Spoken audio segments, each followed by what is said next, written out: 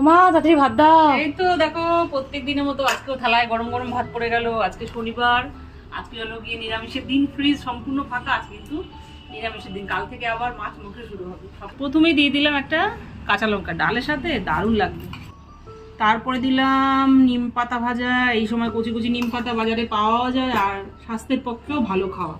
সাথে দিয়ে দিলাম একখানা বেগুন ভাজা, সাথে আলু ভাজাও দিয়ে দিলাম। এই ভাজাভুজিটা ডালের সাথে খেতে ভালো লাগে, আর নিরামিষের দিনে ভাজাভুজিটা সব বাড়িতেই বেশি হয়।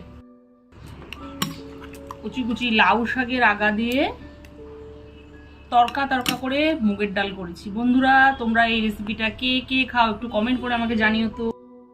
দিয়ে দিলাম ঝিঙে আলু পোস্ত। নিরামিষ মানেই পোস্ত, সে বাটা হোক, বড়া হোক, বা ঝিঙে আলু পোস্ত বা আলু পোস্ত। আলু সোয়াবিনের একটা মাখা মাখা তরকারি আজকে ঘি গরম মশলা দিয়ে সিম্পলি ভাবেই করেছি। প্রথমেই থালায় পড়ে গেল ঘন করে মুগের ডাল, তাও আবার লাউ শাকের আগা দিয়ে। তারপরে পড়লো ডালের সাথে খাওয়ার জন্য ঝিঙে আলু পোস্ত, আর সব শেষে আলু সোয়াবিনের একটা তরকারি, তাও আবার গরম মশলা আর ঘি দিয়ে। নাও, শনিবারের একদম তৃপ্তিদায়ক সিম্পল মেনু পুরো রেডি। ডাল, পোস্ত, আলু সোয়াবিনের তরকারি, আলু ভাজা, নিম পাতা ভাজা, যেটা তোমার একদম পছন্দ না কিন্তু আজকে খেতে হবে। নাও, চটপট শুরু করো।